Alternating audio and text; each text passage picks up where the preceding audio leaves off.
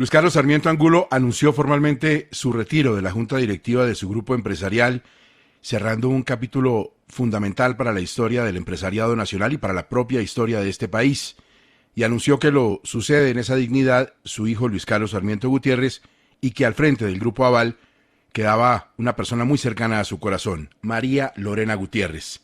Saber qué piensa en este momento de su vida Luis Carlos Sarmiento Angulo, cómo evalúa su actividad empresarial de tantos años y cómo ve el país que él y todos queremos, es un privilegio a esta hora de la audiencia de 6 a.m.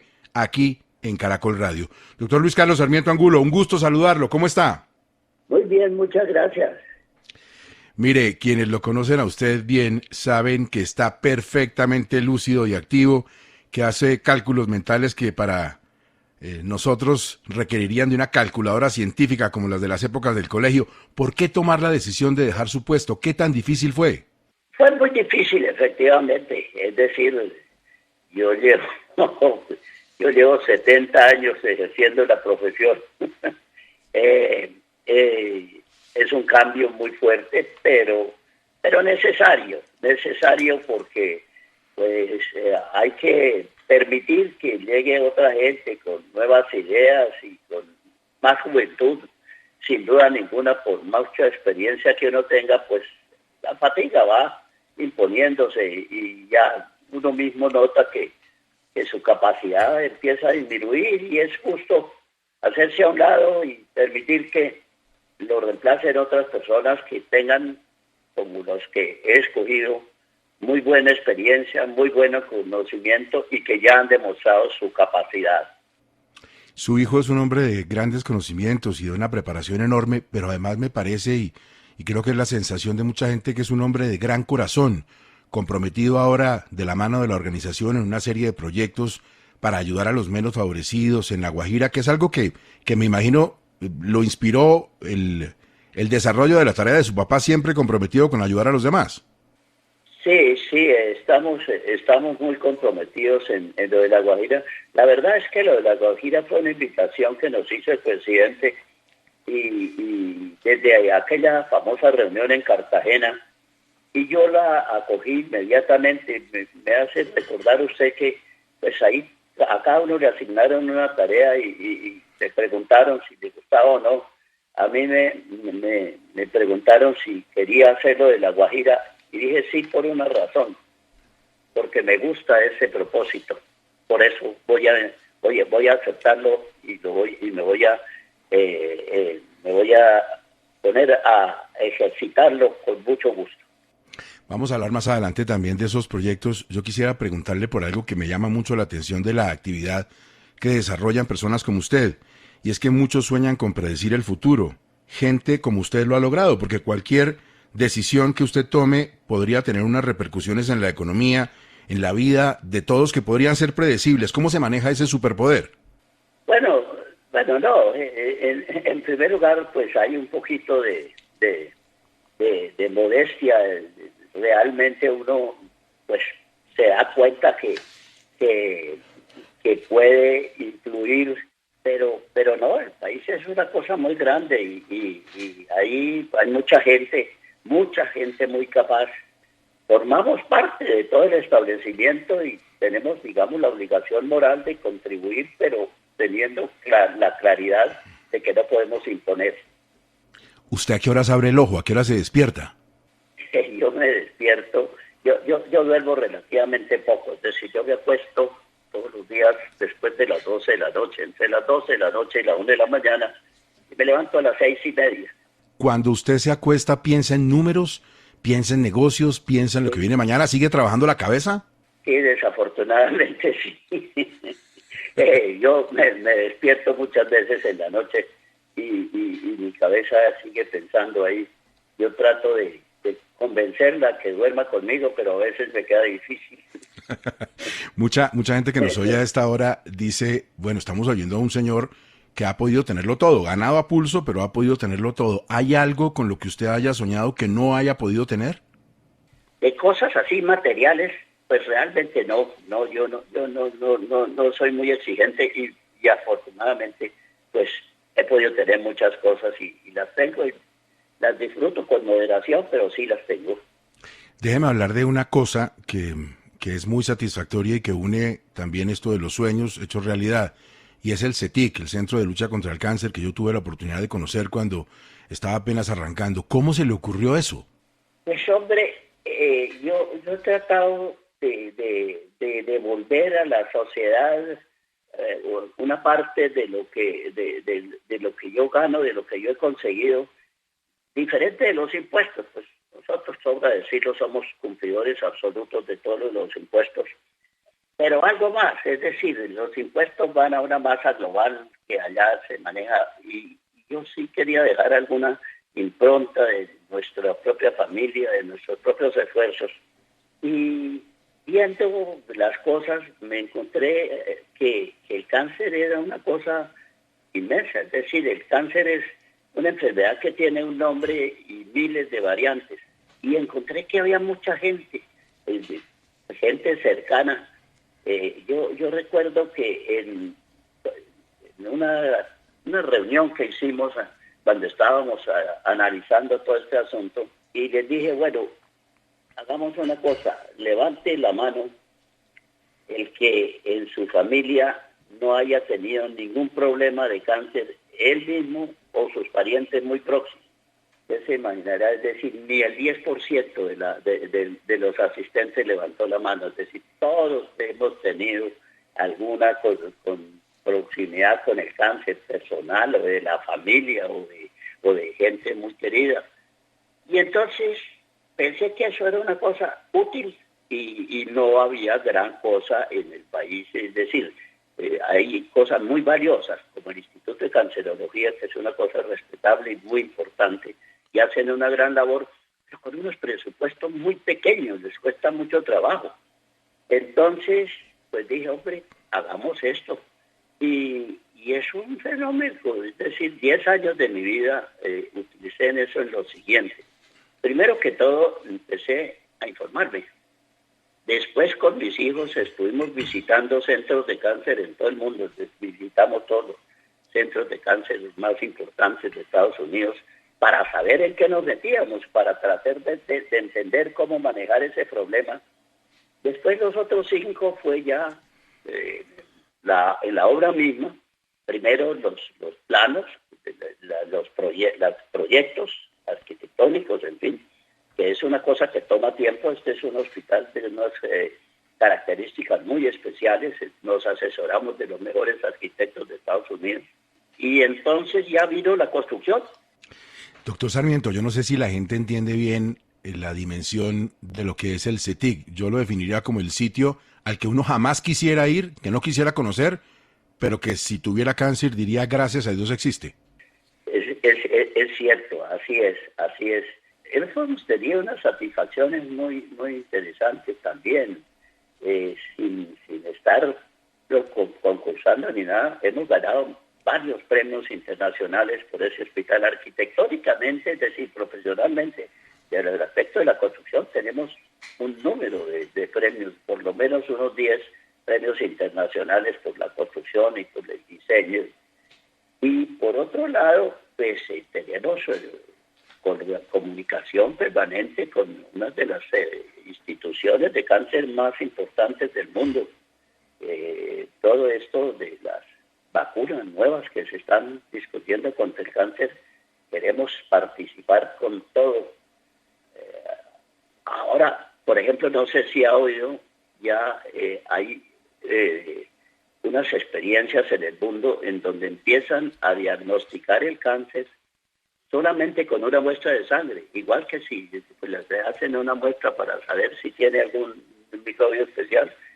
Con eso se puede, y empiezan ya a diagnosticar cáncer, no solamente si el paciente lo tiene o no lo tiene, sino además en dónde, si es un cáncer del hígado, de los pulmones o de dónde. Actualmente los pacientes, su primer gran problema es el diagnóstico, en el cual a veces se demora mucho tiempo perdido, que lo gana el análisis y lo pierde la vida. Cuando los oyentes están aquí pendientes de la charla nuestra y oyen sobre el CETIC y se meten en internet y lo ven y dicen, bueno, esto es monumental y costó miles de millones, también se preguntan, ¿El CETIC es solo para gente pudiente? ¿Es para gente con muchos recursos? Es para todo el mundo. Esa fue una condición que yo establecí desde el primer día. Aquí puede llegar todo el mundo. El que llegue aquí lo atiende. Y es una institución sin ánimo de lucro. Nosotros en la familia renunciamos a cualquier beneficio económico ahora o en cualquier parte de la vida. Los beneficios económicos que pueda tener el hospital, en los estatutos establecimos la obligación de invertirlos en investigación, en reemplazo de los equipos, porque esos equipos, como son tan sofisticados, entran en obsolescencia muy rápido. Porque la ciencia avanza a unas velocidades que uno no la puede contener. Es difícil mantenerse al mismo paso. Y entonces hay que estar pues conscientes de que eso hay que estarlo renovando. El CETIC tiene como 100.000 metros cuadrados de construcción, pero adicionalmente hay un edificio solo dedicado a investigación que tiene 10.000 metros cuadrados. Allí vamos consiguiendo los mejores profesionales, los mejores investigadores, y yo espero que allí podamos seguir prestando una inmensa ayuda a la sociedad.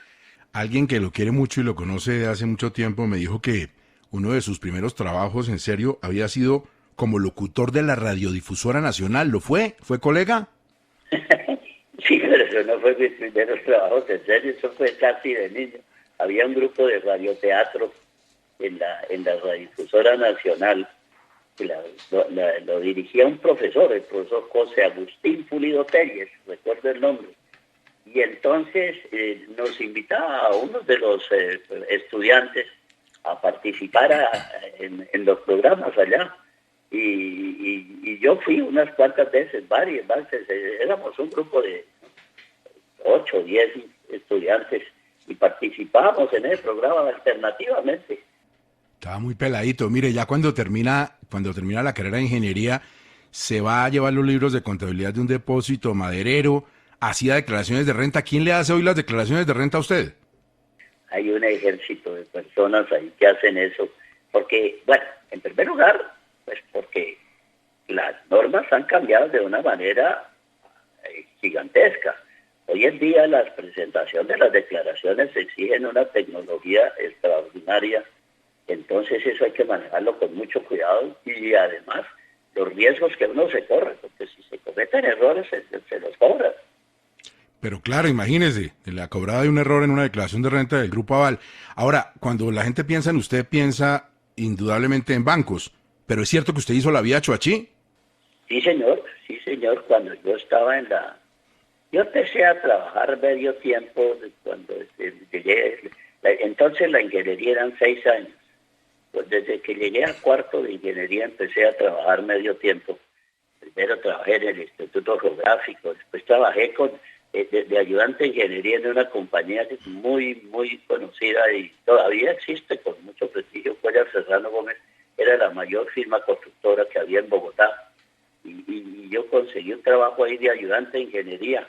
Y era pues unos trabajos por horas. Y ya finalmente, en el último año, empecé a trabajar con una compañía que era Santiago del Río y Compañía, se llamaba. Y entonces necesitaban un ayudante de ingeniería para unas obras que tenían en Bogotá. Después, cuando terminé la carrera, seguí trabajando con ellos y una cosa muy desafortunada, es decir, que habla casi con tristeza de lo que es nuestro país en ciertos aspectos. A Santiago del Río lo cogió la guerrilla, estábamos trabajando en la construcción del ferrocarril del Atlántico. Llegaron unos guerrilleros, un día se los llevaron y al tercer día lo tiraron a un río, lo habían asesinado. Ahí una experiencia terrible.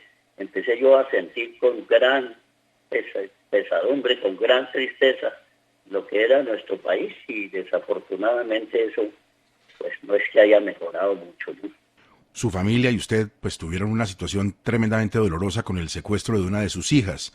Hoy, con todo lo que ha vivido y desde lo que ha pasado en ese momento hasta hoy, ¿cómo ve ese sueño de la paz total? ¿Qué tanto tiene de sueño y qué tanto tiene de realidad? Pues desafortunadamente tiene, a mi manera de ver, es una opinión personal, tiene mucho más de sueño que de realidad en cuanto en cuanto no se exijan condiciones claras, precisas y cuyo cumplimiento sea exigible y aplicable. Si eso se hace, pues evidentemente la paz total es la gran solución. Pero si eso no se hace, pues eso es lo que se convierte es en un libertinaje.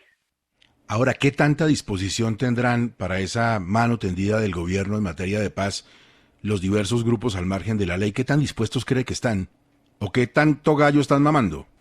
Pues muchísimo de lo segundo y muy poco de lo primero, porque tienen una posición muy cómoda. Cada vez nuestra ley es más tolerante. Fíjese usted que la primera armisticio les ofrecían a los guerrilleros algunas cosas, pero eso ha venido en un crescendo imparable todos los años más y más, hasta llegar al cinismo de pedir que les paguen para no asesinar a la gente. Ya eso ya se sale de la razón natural, ¿no? Eso ya no es una idea que pueda uno discutir. Hay cosas que no se discuten, ¿no? Y esa me parece a mí que es de una arbitrariedad y de una mala fe insoportable. Sí, doctor Sarmiento, es que fíjese que mucha gente dice que lo que es una muy buena intención del gobierno nos ha llevado a quizás una situación del mundo al revés, donde no se habla con los empresarios, donde la oposición recibe un trato muy distinto, la prensa que se recibía en otros escenarios y se acerca mucho al delincuente que no tiene muchas exigencias, como usted dice, y que cada vez está teniendo más control del territorio. Así es, y lo que pasa es que esa delincuencia cayó en un campo de altísima rentabilidad económica. Entonces, es mucho más difícil la discusión cuando solo intervienen sentimientos. Pues todo el mundo, por muy desordenado que sea, tiene algunos sentimientos de bondad y de ayuda a los demás. Pero cuando se llega a esos niveles de dinero que gana esa gente, nada, entonces no hay más remedio, hay que poner orden ahí, si no eso no hay forma. Hay que poner orden, hay que acabar con eso, irlo sancionando adecuadamente, y ahí ya no es cosa de muchas concesiones, sino más bien de imponer exigencias legales y humanas. Hablando de esa situación que se da en Colombia, muchos de los que ya no son gobernantes, no son gobernadores, no son alcaldes, pues trataron de llamar la atención sobre esa situación, dieron y han seguido dando una lucha grande, como el doctor Zuluaga, el exgobernador del Meta, de ese Meta que usted quiere tanto. ¿Por qué su obsesión con el llano? ¿Qué hay en el llano que le gusta a usted tanto? Porque para mí el llano es el futuro de Colombia.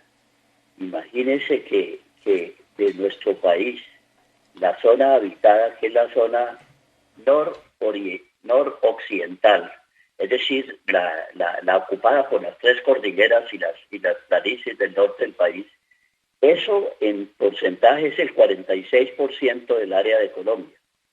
Y la otra parte, en la parte de los llanos orientales, de la parte menos desarrollada o casi sin desarrollo en algunos sitios, es el 54%, de modo que tenemos más de la mitad del país con una mínima explotación. Le voy a dar un índice, por ejemplo. En la zona habitada, la densidad habitacional es más o menos, es decir, 96, 98, digamos 100 personas por kilómetro cuadrado. Ajá.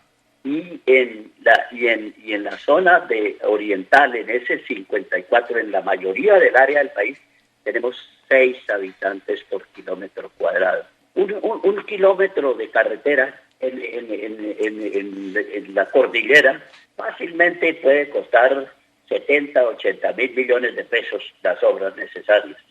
En los llanos, la décima parte de eso puede costar 7 mil o 10 mil millones de pesos.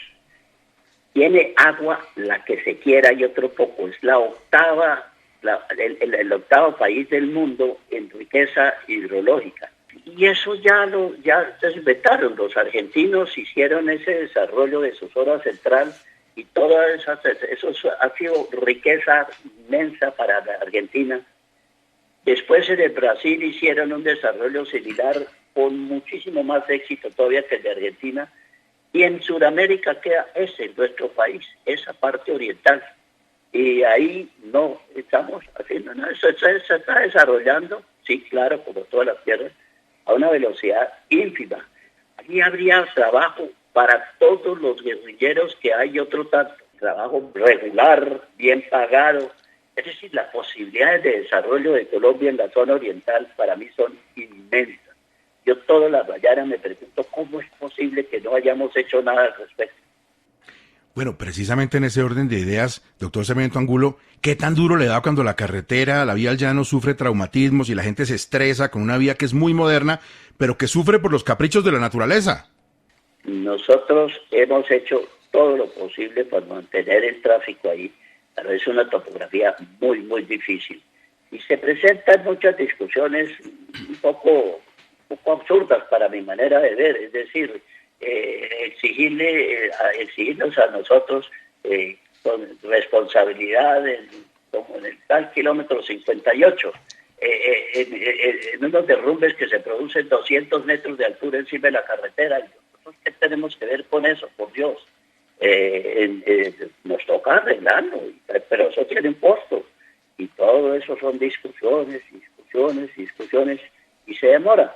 Actualmente tenemos el tráfico, lo hemos logrado regularizar nuevamente en la carretera y está circulando, pero a la carretera hay que meterle un poco de plata y esa carretera, dicho sin pretensión ninguna, es la más importante del país. ¿Por qué? Porque es el único medio de comunicación multitudinaria entre la zona occidental desarrollada con pobreza y la zona oriental sin desarrollar por falta de actividad. El presidente en alguna intervención pública dijo que iba a proponerle la compra de la concesión. ¿Eso llegó a algo? No, eso no es posible, porque es decir, esas carreteras son financiadas, los costos de las obras son inmensos, y eso ninguna compañía de Colombia, ni la mía, ni ninguna, tiene capacidad suficiente para con sus recursos propios ir a hacer eso, y toca obtener financiamientos. Entonces las obras están en garantía de los créditos obtenidos. Total de que eso no se puede hacer sesión ninguna sin pagarla. Como no hay la plata para pagarla, pues entonces toca continuar con los procedimientos diseñados desde el principio, cobrar los peajes. Ahora la gente pues también se molesta de que le cobren peajes, pero toca que pensar, y si no le cobraran los peajes no habría vía, no tendría cómo comunicarse. Total que es mejor que cueste un poquito, pero sí exista, y no decir no hay más pagos, pero tampoco hay más vías. No sé cómo evaluó usted el mensaje a veces del gobierno de que la llamada plata de las vigencias futuras, que se podría usar en muchas obras como las grandes carreteras, la infraestructura se va a usar para otro tipo de obras más de interés social, y mucha gente preocupada porque se pierda la confianza inversionista en Colombia y no se terminen las obras que ya estaban comprometidas.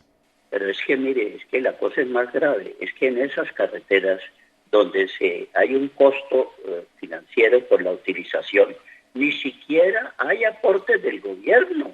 El gobierno no pone plata para esas carreteras.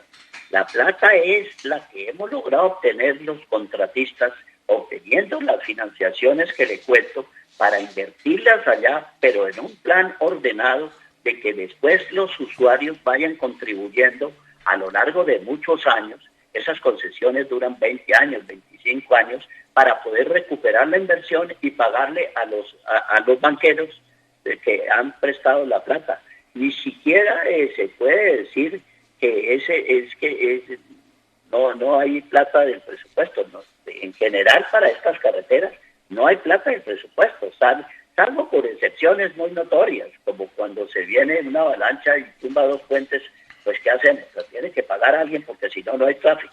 Y son esos los problemas. Pero los costos de las carreteras no están saliendo del presupuesto, sino son inversiones que se hacen para recobrar a futuro y pagarle a los inversionistas que se consiguen.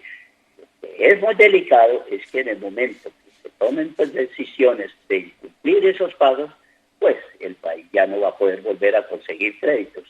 y calcule la consecuencia. Estoy seguro que en toda su carrera como empresario ha experimentado el hecho de que los gobiernos de turno necesitan el aval, o más que el aval, el consejo del empresariado para trabajar. El gobierno del presidente Petro ha tenido como más distancias en tener ese consejo, en tener ese aval. ¿Cómo evalúa esa distancia que a veces parece tener el presidente Petro con el empresariado y con los gremios?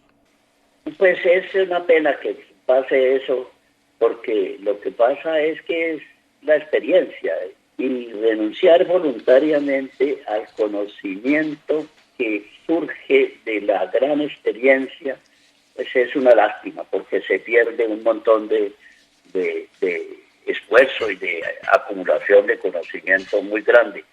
Pero no, pues nosotros también hemos tenido oportunidad de dialogar con el presidente y hemos hablado y hemos hecho acuerdos en varias cosas. Lo de La Guajira, pues es un detalle muy importante, porque es una asociación entre los representantes del gobierno y nosotros los representantes de la empresa privada. Yo a eso le doy un gran valor. Es que ahora muchos hablan de que el presidente no quiere una tecnocracia, un gobierno de técnicos, pero el entendido era que nunca hemos tenido una tecnocracia. Lo que habíamos tenido era políticos, administradores y gerentes que recurrían a los técnicos, a las personas formadas para que hicieran parte de los equipos de trabajo, por ejemplo, en los ministerios. Tecnocracia como tal no hay, los políticos siguen mandando. Eso es cierto, pero si lo vemos, es cierto no solo en este país, sino en casi todos. Lo que nos toca es insistir y además, hoy en día los conocimientos de la técnica forman parte sustancial de las decisiones, aun cuando pues bien todas las discusiones políticas normales y naturales en los pueblos, pero cada vez más está, y yo creo que las circunstancias están dadas para que cada vez la tecnología sea más aceptada y más utilizada. Las grandes reformas de este país, incluso la de salud, finalmente son reformas económicas, de números. Han debido concertarse mejor la de salud, la laboral, la pensional, todas esas reformas, todas esas propuestas del gobierno. Definitivamente sí, es una pena que no se haya hecho y probablemente esa es una de las principales razones de por qué eso no ha sido aprobado, porque pues ahí está otra muestra de lo que le decía. La gente cada vez más está en ese concepto. Probablemente una modificación como la que están proponiendo hace 20 o 30 años, quizás pasaría en una sesión del Congreso sin mayor discusión y quedaba aprobada. Pero hoy en día la gente no come cuento, no, es una expresión un poco, pero es eso, es decir, la gente ya pregunta y hacen inclusiones, y fíjese que las grandes discusiones de este momento están en los números, las grandes cifras. Permanentemente hay que estar analizando eso y la gente ya está muy consciente de eso. La gente del común que tiene sus dineros en las entidades allí y que recibe unos servicios médicos razonables y una garantía de prestaciones y cosas de esas, cuando le dicen esto va a cambiar, preguntan un momentico, ¿y cómo sabes? ¿Y mis derechos cómo van a quedar? Eso es importantísimo, eso hay que fomentarlo y hay que mantenerlo y respetarlo. Cuando su organización cumplió 40 años, usted dijo que estaba orgulloso por haber triunfado cumpliendo la ley, más los principios éticos y morales. Lo voy a citar textualmente porque tengo aquí las palabras. ¿Es posible tener éxito sin acudir a tortuosos procedimientos? Le pregunto, pero tiene que haber muchas tentaciones para el empresario que quiere salir adelante en un sistema que muchas veces está fundamentado en coimas, en prebendas para las licitaciones públicas, en empresas que pueden ser socias y terminan torciéndose y causando grandes daños a personas como ustedes. Sigo pensando exactamente lo mismo de entonces. Y lo he pensado toda mi vida y lo he practicado toda mi vida. No tengo remordimiento de ninguna clase, absolutamente. Como le digo, he trabajado 70 años en mi profesión de ingeniero en este país y no tengo que lamentar o arrepentirme de ninguna falta contra eso. Yo estuve oyendo con mucha atención su discurso el día que dejó la junta directiva y dijo lo siguiente: algunos, sin conocer la larguísima historia de nuestros valores y principios, cuestionaron nuestra integridad por haber sido socios minoritarios en el desarrollo de un proyecto vial en el que el accionista mayoritario era Odebrecht, una firma de gran prestigio internacional en aquella época, pero que al final resultó ser de delincuentes internacionales hoy confesos. Y recalcó lo siguiente: Odebrecht por sí misma y sin nuestro conocimiento ni consentimiento realizó una serie de hechos delictivos conocidos por la opinión pública. Un momento duro para un empresario que, como usted nos dice, pues ha jugado siempre con las reglas de la ley.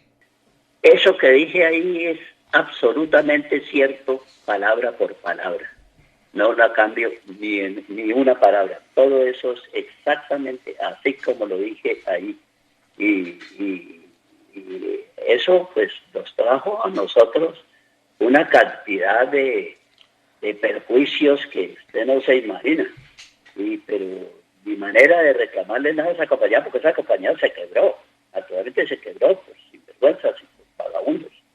Y nada que hacer. Tuvimos que aguantar las consecuencias de todo eso. La circunstancia fue analizada milímetro a milímetro por las instancias legales aquí y en Estados Unidos y nunca encontraron absolutamente nada que nos pudiera culpar a nosotros, no por falta de investigación. La investigación que hicieron fue exhaustiva, llegaron al detalle de todo, investigaron todo lo que quisieron. Naturalmente, cuando empezó la investigación, yo abrí las puertas y dije, busquen lo que quieran y vean lo que quieran. Y todos lo estuvieron revisando, y hasta que se llegó a lo que dije ahí. Esa fue la conclusión. Y el daño que nos hizo a nosotros fue incalculable, pero incalculable.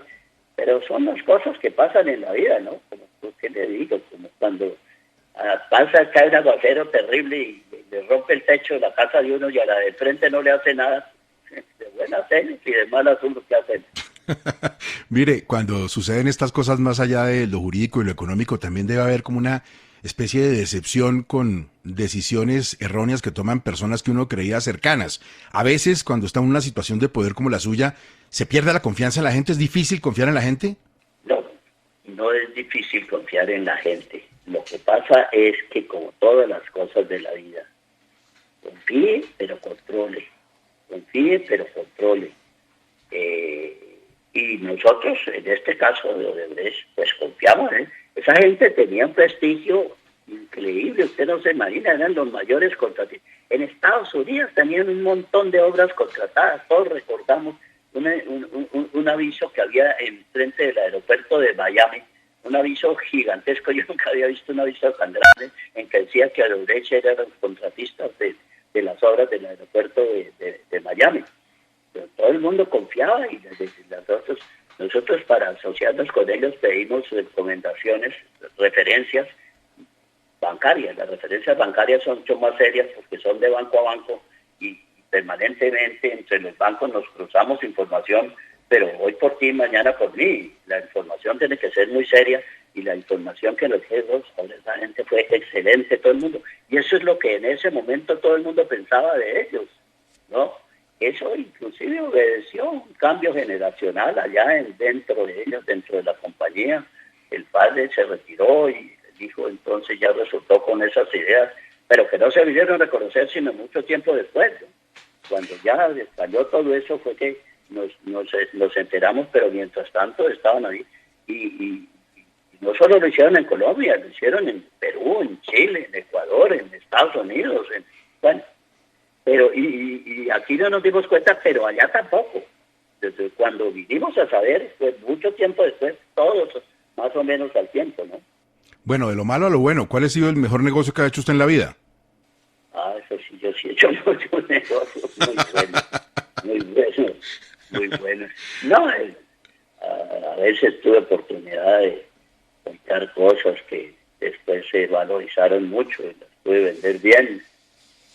Pero el mejor negocio es tener un negocio estable, practicarlo, cuidarlo y crecerlo. Ese es el mejor, porque es que, digamos, lo otro que le decía referencia de igual que compro un terreno y lo puede vender muy bien, pero eso son circunstancias casuales, es decir, se pudo hacer ocasionalmente.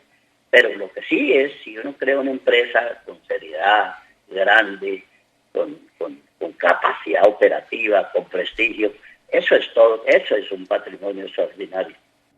¿Qué hay de Georgina y de Eduardo, de sus padres, en el Luis Carlos Sarmiento Ángulo de hoy? ¿Qué pasa de los 90 años? ¿Qué sigue habiendo de ellos? Todo. Mis padres eran dos seres inolvidables. Yo siempre les reconocí una inteligencia natural extraordinaria. Éramos 9 hijos y en la casa el orden era extraordinario y allá no había gritos, no había peleas, nada. Es decir, ellos tenían una habilidad que yo todavía me acuerdo y me enorgullezco, me siento que cómo lograban mantener el orden sin discusiones, sin peleas, pero era un orden férreo. Y aprendí yo cómo es que son las cosas de la vida. Pero había almuerzo familiar con todos los hermanos, que eran muchos, y todos podían opinar, o también había ahí como disciplina para perros. No, nada, absolutamente nada. Todos podíamos opinar. Yo era el octavo de ellos y todos opinábamos y hablábamos y discutíamos y era muy agradable y se oían opiniones. En fin, se hacían bromas como en todas partes, ¿no? A veces le tocaba a uno pues, ser el tronco de poner, ¿no? Pero no, eso fue una experiencia extraordinaria, de los mejores recuerdos que tengo en mi vida. ¿Y qué tanta felicidad le da a usted la vida de familia, sus hijos, sus nietos? ¿Qué tan feliz es como miembro de una familia tan grande? Pues se lo voy a contestar, la mía propia, mi familia, ya estamos llegando a 40 personas. Uy. No, vivo feliz con mi familia, me encanta, tenemos una gran vida en familia, nos encontramos permanentemente, bueno, compartimos todo. Aquí entre usted y yo, el matrimonio es muy bello, pero tiene días soleados y otros con nubes de tormenta. ¿Cómo ha sido pasar la vida junto a doña Fanny? Pues muy bien, es decir, así como usted dice, los matrimonios son así, eso es innegable, pero yo creo que todos son así, hay días buenos y días malos, pero pues ya tenemos muchos años de casados y siempre ha sido muy bien, y pues eso ha sido fundamental para poder formar una familia estable como la que tenemos. Su hijo, como decíamos al principio de esta charla, que ya va terminando, es un hombre con una gran preparación y con un gran corazón. ¿Cuándo usted supo que él estaba listo para sucederlo? ¿Y lo va a dejar trabajar o le va a echar teléfono todos los días? Pues yo no garantizo que no pueda ocurrir lo segundo. Yo me retiro efectivamente y hice una escalona. Yo me retiro y entonces todo el mundo cogió un escalón hacia arriba y uno pues va a tener la posición mía, pero retirarse no se puede confundir con olvidarse. Es decir, uno se puede retirar, es decir, deja de ser la parte activa, deja de ser el poder decisorio, pero sería tonto para cualquier empresario que haya hecho su vida como la mía, produciendo las cosas, cuidándolas, creciéndolas, protegiéndolas, llegar un día, bueno, como me retiro, adiós, hagan lo que quieran, véndanlas, regálenlas. No, eso no es posible. Nosotros los colombianos tenemos muchas cosas buenas, pero también tenemos unos defectos enormes. Yo quisiera que a través de Caracol Radio usted le diera un consejo a ese colombiano que lo está escuchando y que quiere lo mejor para su país. ¿Qué tenemos que hacer para avanzar como sociedad? ¿Qué en lo real? Uno tiene que buscar las oportunidades, algunas veces las oportunidades surgen sin buscarlas, pero la norma general es que si uno busca buenas oportunidades tiene que trabajarlas, tiene que investigarlas y tiene que conseguirlas. Y es eso, hay que tener en cuenta que la única manera de tener más es producir más. No se puede hacer milagros. Y entonces todos tenemos que dedicarnos a mejorar la producción en beneficio de todos. La gente, mientras tenga su oportunidad de un trabajo decente, pagado decentemente, pues vive tranquila y organiza su familia y organiza sus cosas y así va creciendo la sociedad, ¿no? Y no dejarse encandilar con con ideas grandilocuentes que no tienen soporte moral o lógico, porque muchas veces ni siquiera resultan lógicas, resultan absurdas. Después de tantos años al frente de su grupo, de la organización, de la Junta, ¿qué es lo que más le gusta de Colombia a usted? Pues a mí de Colombia me gustan muchísimas cosas, es decir, la gente colombiana es una gente buena. Ahora desafortunadamente se ha ido infiltrando todo esta tanda de bandidos, de las drogas y de todo eso, pero la gente de Colombia es una gente muy buena, la gente de los campos, gente que quiere su país y que sencillos, pero contribuyen cada uno con su capacidad. No, y este es un país amable y ojalá que lo podamos conservar así, agradable para vivir, con muchas posibilidades no aprovechadas, lamentablemente. Mire, yo me despediría diciéndole o preguntándole qué va a hacer, no sé si la palabra sea adecuada porque no encaja mucho, pero qué va a hacer como jubilado, pero creo que ya nos contestó. A usted no lo jubila nadie, va a seguir trabajando. Es que el pensamiento no hay, uno mismo no es capaz de controlar sus pensamientos. Está uno en cualquier cosa y de golpe le surge, a todos nos pasa, un pensamiento de algo que lo preocupa o que ni siquiera está consciente de que lo preocupaba y le llega a la cabeza y la cabeza manda, uno tiene que participar en esa discusión. Doctor Sarmiento Angulo, mire, muchas gracias por abrirnos las puertas de su corazón, por dejarnos entrar a su vida personal y empresarial. Le deseo lo mejor para los muchos años de actividad que le quedan en beneficio de este país. Muchísimas gracias por la entrevista y por todas las cosas buenas para Colombia. Gracias, Gustavo, y gracias por toda esta entrevista.